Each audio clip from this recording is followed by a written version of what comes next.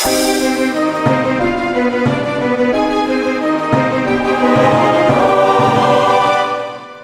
everybody, it's vanburman here. Welcome back to another video today. Now, we're going to be looking at No Man's Sky, but it's the next or NXT, I think it's NXT or next, I don't know, update.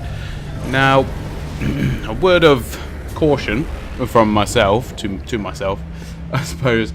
I wanted to not like it. You know, all this shady stuff that went on with the initial launch, that all obviously still counts. We're not taking any of that away. However, there have been lots of improvements, and I found myself enjoying it a lot more than I perhaps thought I would.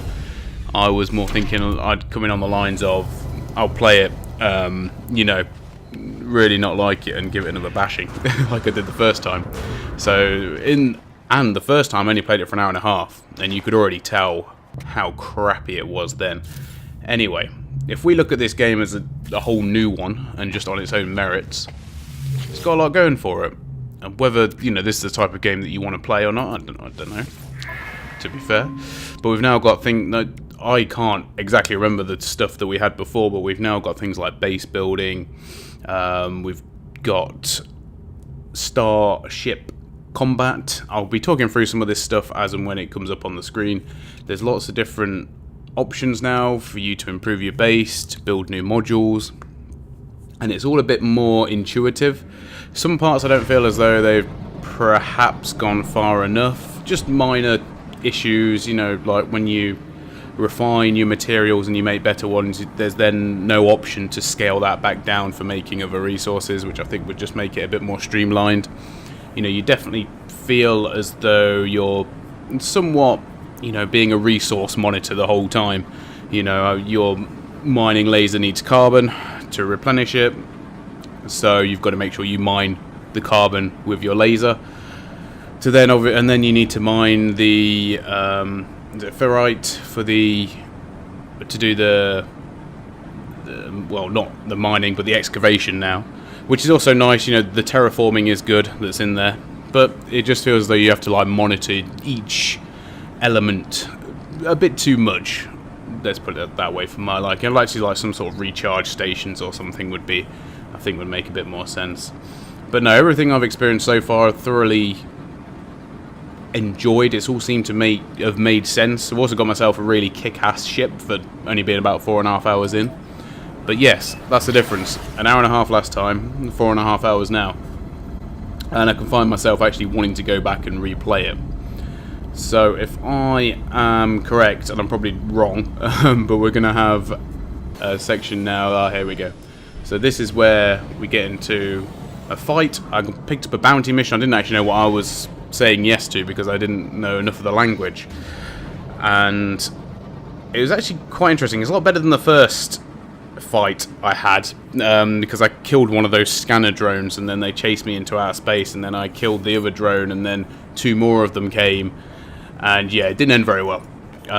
But I still wanted to go back and carry on playing the game, which before I wouldn't have dreamt of. There is the occasional stutters here and there. Obviously I'm playing it, although this video will be in 1080p, but I was playing it, you know, in 4K, everything maxed out, all the bells and whistles. And yeah, there was a little bit of slowdown now and again, especially when you enter new planets for the first time, that sort of stuff, which, you know, that's one of the things you can sort of forgive, not have it be an issue if everything else is okay. And I believe these missiles probably have got auto aiming or something, or this guy wasn't that good because it's, you know, an early mission. But no, just the amount of stuff that there is now, that is accessible now, that wasn't before, is greatly improved. It's now almost the game that they said it was. Or at least we're getting to that point now. So I've heard a lot of also good things about the multiplayer as well, which I haven't unfortunately been able to have a go on. Even though, well, it's something I'd like to try out at some point. But for now, just playing through the single campaign mission There is actually seemingly a story now, which has got me quite intrigued. Before it was very much like you're the lone wanderer, how you would probably expect Fallout to be if you just took the preface and not realise there was a story there. And that's good to see, that there is that interaction now, that there is, you know, a bit of a story or a path for it to lead you on. And it looks like there's a lot more to accomplish now. I've seen there's loads of different vehicles that you can have. You can also have freights as well, freighters, and you can get amphibious vehicles and that sort of stuff, which is nice to have on a game like this. And we also experience now some combat with just some enemy wildlife, I guess, which is also good that is in there as well. You know, this is all the stuff that was missing before, and it really makes me realise, in fact, how much of a cruddy game it was before. It probably, I don't know, it seems like it was almost like massive early access, and now that they've had everyone's money and everyone's outraged, they can now sort it out. But so no, yeah, I had these guys come in and attack me, which is a little bit of a swarm. Obviously, nothing major at this point in the game. We're only talking probably 2.5 hours in at this point. But I definitely feel as though I'd accomplished a lot. You know, got myself found a derelict vessel, repaired it, swapped it for one of the NPC ships, which is quite nice. That's, you know, got a few more bells and whistles than you probably would otherwise have at this time. And yeah, everything just feels a lot smoother. It feels like there's actually been some care put into it at this point, whereas without a doubt last time there wasn't. And it's not perfect, don't get me wrong, it still suffers some of the same issues that it did previously. But that shouldn't take you, if you already have the game, then obviously get the update and replay it from the beginning. That would be cool. Especially doing it with other players as well. You're able to keep all your progress that you get from playing with each other. So I don't know. I feel as though I'm really recommending it at this point, and it is definitely the game that it should have been. I found myself going back to it and wanting to play it quite a lot over the last couple of days. And obviously the update's been out now for about 10, 11 days. So people have really had a chance to, you know, get on and play it. And I think it's quite telling as well that just looking at my Steam friends list, you know, there's 3 or 4 people on there that are actually playing it now, which don't get, like, back when it released, there were about 5 or 6 people that were playing it. But since then, I've not seen anyone. But with the update, it's attracted a lot of people back.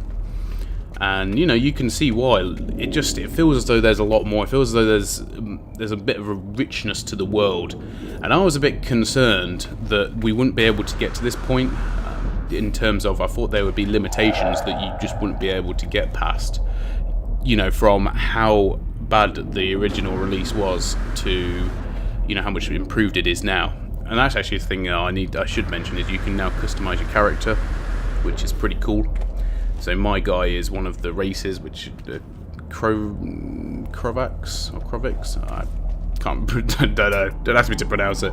But that's that's the race I've gone with my character, and that's sort of what I built it through. And you know, you can do that. That's the interaction they're the race that I've had all the interaction with so far. So that in a way sort of makes sense for my character to be that way. So my final thoughts, you know, you always have to take the initial launch in mind.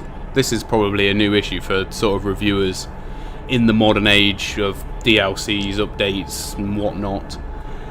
And, you know, given everything and given how it is now, I'm, you know, able to probably say it's a decent 7.5, perhaps even to 8 out of 10.